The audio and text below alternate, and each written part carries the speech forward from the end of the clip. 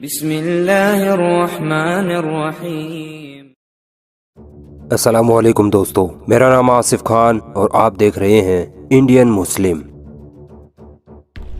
दोस्तों, अगर मुसलमान भारत न आते तो आज भारत दुनिया का सबसे पिछड़ा देश होता। टेक्नोलॉजी से लेकर परमाणु हथियार और देश आजाद कराने तक सब मुसलमानों की वजह से हुआ। मुसलमान भारत न आते तो ऐतिहासिक किलों और इमारतों का निर्माण नहीं होता। मुसलमानों ने आखिर भारत को दिया क्या है, बात विस्तार से करेंगे। बड़ी ही रोचक जानकारी देने वाला हूँ, इसलिए वीडियो आखिर तक लाजमी देखना। और अगर भक्तों की जलाना चाहते हो तो वीडियो को लाइक और शेयर भी कर देना। दोस्तों, वो मुसलमान ही थे जो पहली बार भारत में बंदूक, रॉकेट और तोप जैसे हथियारों की टेक्नोलॉजी लेकर आए थे। बाबर के आने से पहले भारतीयों को बंदूक, तोप और बारूद के बारे में पता तक न था। वो बाबर ही था जिसने भारत में सबसे पहले तोपों और बारूद का इस्तेमाल किया था। मुसलमानों ने ही दिल्ली, आगरा, लखनऊ, हैदराबाद, औरंगाबाद जैसे वर्ल्ड फेमस शहरों की स्थापना की थी। मुसलमानों के भारत आने से पहले हिंदुस्तान छोटी छोटी हिंदू रियासतों में बटा हुआ था, मगर मुसलमानों ने आकर भारत को अखंड बनाया था। मुस्लिम बादशाहों के वक्त भारत की सीमाएं अफगानिस्तान से लेकर ईरान तक फैली हुई थी। दिल्ली से सरकार चलाने की शुरुआत भी मुसलमानों ने ही की थी और तब से लेकर आज तक दिल्ली से ही पूरा देश चलाया जा रहा है। हिंदुस्तान में रॉकेट का आविष्कार सबसे पहले टीपू सुल्तान ने किया था। टीपू सुल्तान को टाइगर ऑफ मैसूर के नाम से भी जाना जाता है। टीपू सुल्तान ने ही सबसे पहले अंग्रेजों का विरोध कर उनसे जंग की थी। दोस्तों, हम आज जो तिरंगे की डिजाइन देखते हैं उसे एक मुस्लिम महिला सुरैया तैयब जी ने बनाया था। सुरैया तैयब जी ने ही तिरंगे से चरखे के निशान को हटाकर अशोक चक्र का निशान लगाया था। तो बताओ भक्तों, तुम मुसलमानों के किन किन एहसान को झुटलाओगे।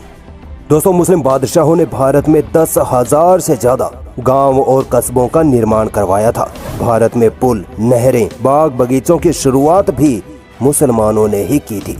औरंगजेब आलमगीर के वक्त हिंदुस्तान के पास बेशुमार धन दौलत हुआ करती थी। औरंगजेब के वक्त भारत की जीडीपी 24% तक हुआ करती थी, जो कि पूरी दुनिया में सबसे ज्यादा थी। उस वक्त हिंदुस्तान सोने की चिड़िया कहलाता था। दोस्तों, खाने पीने के मामले में भी मुसलमानों ने भारत को बहुत कुछ दिया है। बिरयानी, पुलाव, मुरब्बा, समोसा, कबाब और कीमा जैसी लजीज डिशेस मुसलमान ही भारत लेकर आए थे। इससे पहले यहाँ के लोग घास फूस खाया करते थे। मुसलमानों ने भारतीय कृषि में भी काफी अहम योगदान दिया है। खजूर, फूल गोभी, नींबू, संतरा, धनिया और सेब जैसी चीजों की खेती मुसलमानों ने ही भारत में शुरू की थी। दोस्तों, भारत में सबसे पहले चाय तुर्की के मुसलमान ही लेकर आए थे। इससे पहले भारत के लोग काढ़ा और हल्दी का खारा दूध पिया करते थे। मुसलमानों ने ही कॉफी का आविष्कार किया था। भारत में साबुन बनाने की शुरुआत तुर्क मुसलमानों ने ही की थी। साबुन के आविष्कार से पहले भारत के लोग मिट्टी और गोमूत्र से नहाया करते थे। मुसलमानों ने ही भारत के लोगों को अनुशासन में रहना सिखाया था। नियम और कानून बनाने की शुरुआत मुसलमानों ने ही की थी। मुगलों के दौर में दलित भी दरबार का हिस्सा हुआ करते थे। उनके साथ किसी भी तरह का जातीय भेदभाव नहीं किया जाता था। छुआछूत जैसी जातीय बीमारी से मुसलमानों ने ही भारत को आजादी दिलाई थी। मुसलमानों ने ही भारत में ऊंच नीच को खत्म कर बराबरी और एकता को कायम किया था।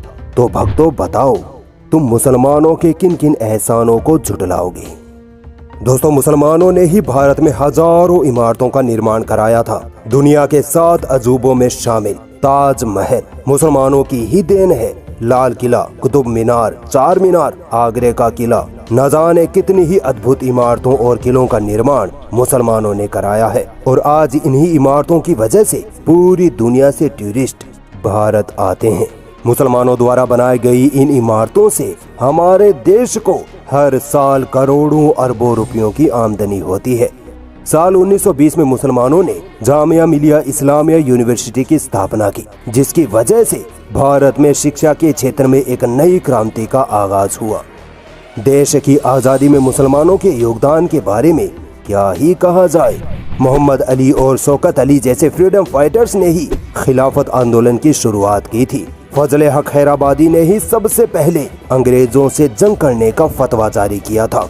भारत छोड़ो आंदोलन और साइमन गो बैक का नारा देने वाले मेहर अली भी एक मुसलमान थे। अशफाकुल्लाह खान का नाम कौन नहीं जानता, जिन्होंने भारत की आजादी के लिए अंग्रेजों से लड़ते लड़ते अपनी जान न्यौछावर कर दी थी। वो असली पठान खान अब्दुल गफ्फार खान, जिन्होंने गांधी जी के साथ मिलकर भारत को अंग्रेजों से आजाद करवाया, वो भी एक मुसलमान थे।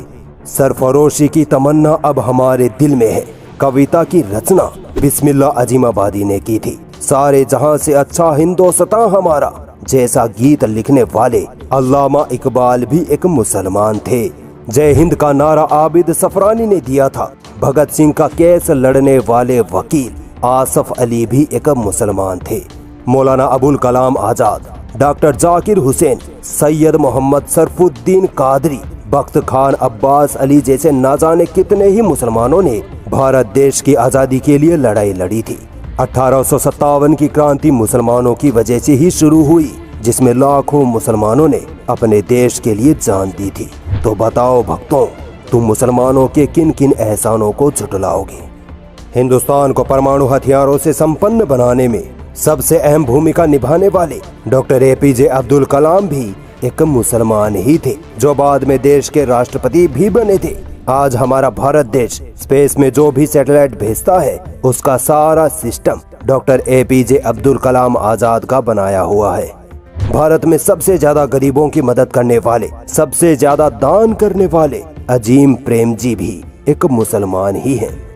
मोहम्मद अजरुद्दीन, जहीर खान, इरफान पठान, यूसुफ पठान, उमरान मलिक, मोहम्मद सिराज जैसे खिलाड़ियों ने भारतीय क्रिकेट टीम को आसमान की ऊंचाइयों तक पहुंचाया है। भारत की टॉप टेनिस खिलाड़ी सानिया मिर्जा भी एक मुसलमान ही हैं।